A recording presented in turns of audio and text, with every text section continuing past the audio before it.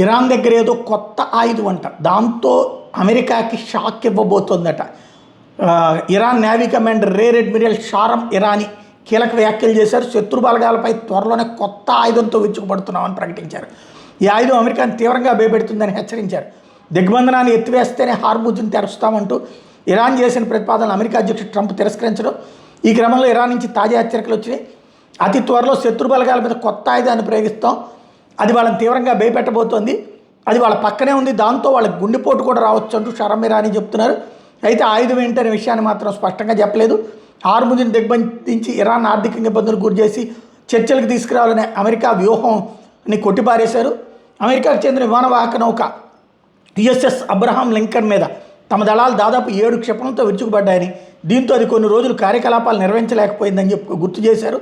America దిగ్బంధనం ఉన్నప్పటికీ నౌకలు కొన్ని తమ ఓడర్ లెవెల్ నుంచి వెళ్తున్నాయన్నారు. అమెరికా 42 దిగ్బంధించానని చెప్తే లేదు మా వెళ్తున్నాయి అని చెప్తున్నారు. మరికొన్ని వాటి గమ్యస్థానాలు కూడా చేరుకుంటున్నాయని చెప్పుకొచ్చారు. ఈ సందర్భంలో యుద్ధంలో ప్రాణాలు కోల్పోయిన తమ ప్రజల కోసం చివరి రక్త బొట్టు వరకు పోరాడి ప్రతీకారం తీర్చుకుంటామని ప్రతిజ్ఞ చేశారు. శత్రువులు పశ్చాత్తాపం చెందే వాళ్ళ వరకు దెబ్బ కొడతామన్నారు.